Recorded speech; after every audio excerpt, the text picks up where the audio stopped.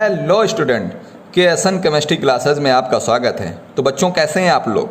आज जो हम सोल्यूशन के चैप्टर में यानी विलयन के चैप्टर में आपको पढ़ाने वाले हैं वो है मोल प्रभाज।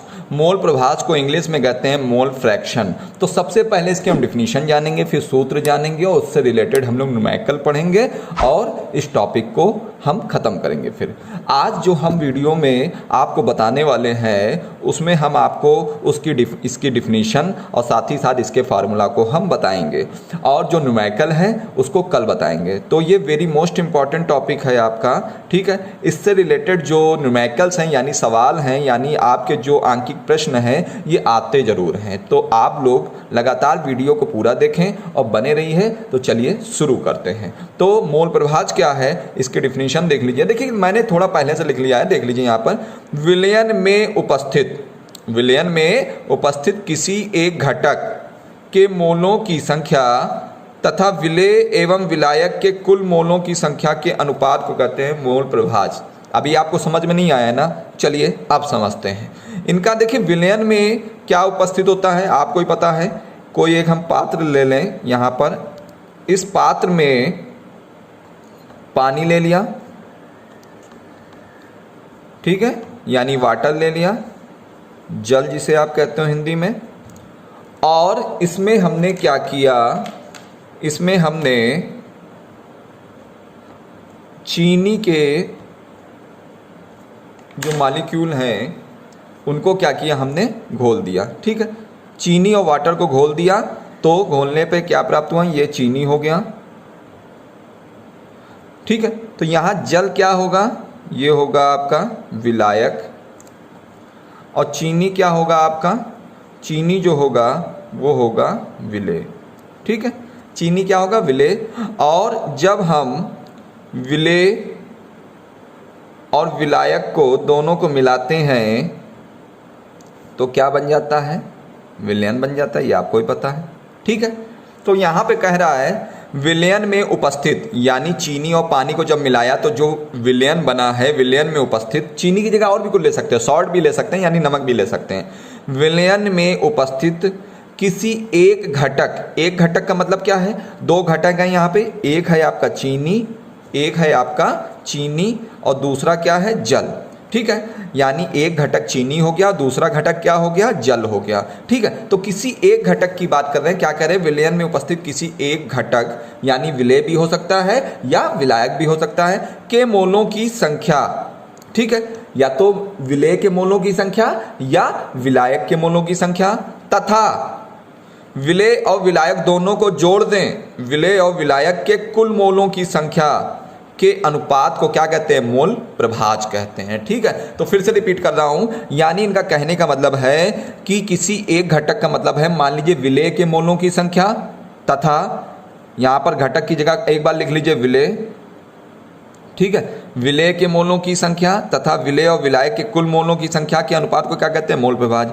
और एक बार लिख लीजिए यहां पर विलायक, एक बार क्या लिख लीजिए, विलायक लिख लीजिए। तो किसी विलयन में उपस्थित किसी एक की जगह आप लिख लीजिए विलायक के मोलों की संख्या तथा विलेय और विलायक के कुल मोलों की संख्या के अनुपात को क्या कहते हैं, मोल प्रभाज कहते हैं। तो एक घटक का मतलब है, घटक का या मतलब है विलेय या विलायक। घटक का मतलब क्या है, विलेय होगा या विलायक होगा, तो एक लेना है, ठीक है। विलयन में उपस्थित किसी एक घटक के मोलों की संख्या तथा विलेय, आप क्या करेंगे, विलेय और विलायक दोनों को जोड़ देंगे, उन के कुल मोलों की संख्या को क्या कहेंगे, विलेय और विलायक के कुल मोलों की संख्या के अनुपात को क्या कहेंगे, मोल प्रभाज कहेंगे। आप इसको प्रदर्शित किससे करते हैं, इसको एक्स से प्रदर्शित करते हैं, ठीक है। इसको किससे प्रदर्शित करते हैं, एक्स से प्रदर्शित करते हैं। देखिए साथ ही साथ आप यहाँ देख लीजिए, विलेय के मोलों की संख्या को एन से प्रदर्शित करते हैं और विलायक के मोलों की संख्या को कैपिटल एन से प्रदर्शित करते हैं। विलेय के मोलों की संख्या को स्मॉल एन से प्रदर्शित करेंगे और विलायक के मोलों की संख्या को कैपिटल एन से प्रदर्शित करेंगे। तो चलिए फार्मूला निकाल लेते हैं। तो आप ये जान लीजिए,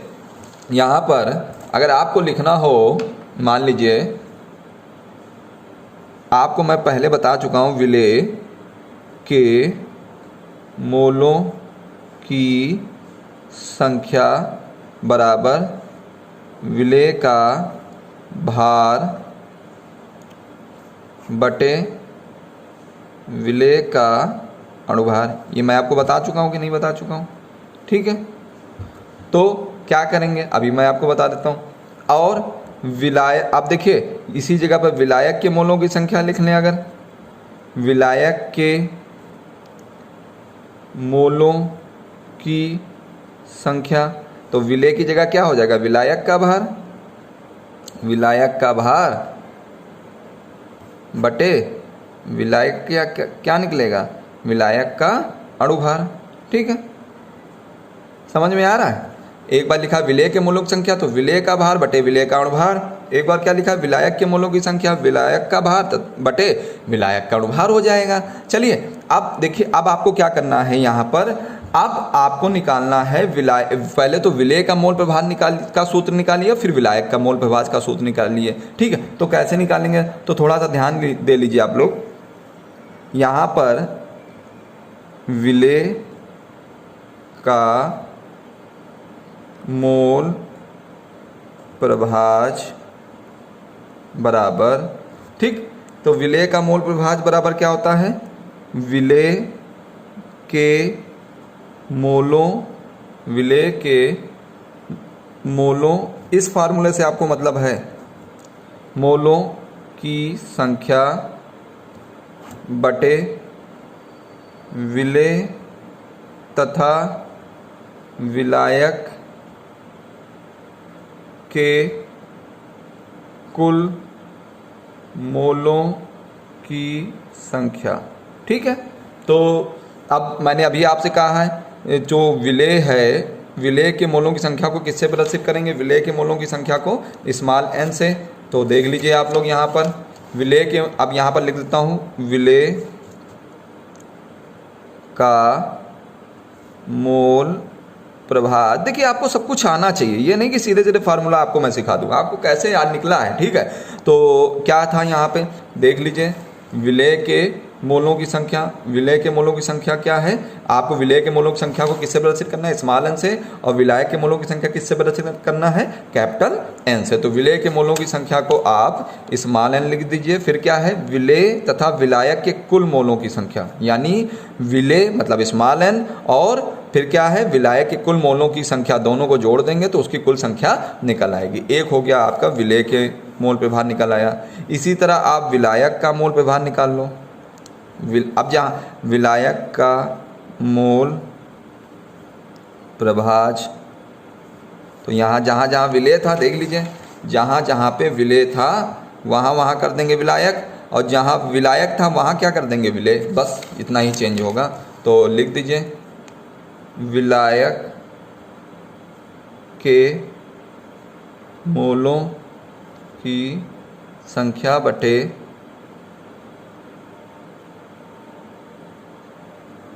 विलेय तथा विलायक के कुल मोलों की संख्या। ठीक है, तो विलायक को मैंने अभी कहा है कैपिटल N से प्रदर्शित करना है, तो कैपिटल N, विलेय को किससे प्रदर्शित करना है, स्मॉल n, और फिर विलायक आ गया तो कैपिटल N। ठीक है, तो विलायक का मोल प्रभाज आपका, विलायक का मोल प्रभार, डिफिनीशन अभी लास्ट में एक बार और समझाऊंगा, तो आप लोग वीडियो के साथ बने रहिएगा। ठीक है, ये आपका विलायक का मोल प्रभार निकल आया और ये आपका विलेय का मोल प्रभार निकल आया। दोनों के यही फार्मूले लगने हैं, यही आपके न्यूमेरिकल में लगने हैं, इन्हीं न्यूमेरिकल को मैं लगाऊंगा और इनके द्वारा मैं आपको सवाल न्यूमेरिकल को मतलब इन्हीं फार्मूलों को बताऊँ, मतलब इन्हीं फार्मूलों को लगाऊंगा और न्यूमेरिकल को आपको बताऊँगा। ठीक है, तो चलिए आइए एक बार चला डिफिनीशन हम फिर से देख लेते हैं। विलयन में उपस्थित, ठीक, किसी एक घटक में क्या है भाई, दो घटक होते हैं। विलयन में क्या होता है भाई, अभी मैंने बताया आपको चित्र के माध्यम से। आप अगर विलयन तैयार करते हो तो एक पहले पानी लेते हो, फिर उसमें चीनी मिलाते हो। ठीक है, दो चीज़ें मिलाई, और चीनी क्या है, क्योंकि हम कम मात्रा में ले रहे हैं तो विलेय है, और ज़्यादा मात्रा में ले रहे हैं तो वो विलायक हो गई। तो यानी एक घटक हो गया आपका चीनी और दूसरा घटक क्या हो गया, जल हो गया। तो एक घटक की बात कर रहे हैं, तो क्या कह रहा है, विलयन में उपस्थित किसी एक घटक, विलेय या विलायक में से कुछ भी हो सकता है, एक घटक में के मोलों की संख्या और विलेय और विलायक के कुल मोलों की संख्या। यानी जब विलेय लेंगे तो विलेय, देखिए विलेय के मोलों की संख्या तथा विलेय और विलायक के कुल मोलों की संख्या के अनुपात को क्या कहेंगे, मोल प्रभाज कहेंगे। या ऐसे कर लीजिए, विलयन में उपस्थित किसी विलायक के मोलों की संख्या, और यहाँ किसी ना लगाओ, विलायक के मोलों की संख्या तथा विलेय और विलायक के कुल मोलों की संख्या के अनुपात को मोल प्रभाज कहते हैं। ठीक है, तो इस तरह आप एक घटक की जो बात कर रहे हैं वहाँ एक घटक की जगह विलेय ले सकते हैं और विलायक भी ले सकते हैं। तो इस तरह आपका ये जो मोल फ्रैक्शन का डिफिनीशन है वो पूरी इस तरह है। ठीक है, और मोल प्रभाज को x से प्रदर्शित करते हैं, विलेय के मोलों की संख्या को स्मॉल n से प्रदर्शित करते हैं, विलायक के मोलों की संख्या को कैपिटल N से प्रदर्शित करते हैं। तो आपको ये दो फार्मूले आपको ध्यान में रखने हैं। ठीक है, विलेय का मोल प्रभाज क्या है, स्मॉल n, और ये क्या है, स्मॉल n क्या है यहाँ पे, यहाँ स्मॉल n क्या है, n है, यहाँ पर मैं लिख देता हूँ विलेय के मोलों की संख्या, और कैपिटल N क्या है, विलायक के मोलों की संख्या। ठीक है, कल मैं इसके आपको न्यूमेरिकल बताऊंगा, तो मेरे वीडियो के साथ बने रहिए। अगर आपने अभी तक मेरे पिछले वीडियो नहीं देखे हैं तो डिस्क्रिप्शन में जाइए, उन वीडियो को भी देखिए। अगर नहीं समझ में आया तो कमेंट करिएगा, मैं इसको दोबारा समझा दूंगा। साथ ही साथ मैं इसको कल फिर रिपीट करूंगा, फिर न्यूमेरिकल बताऊंगा।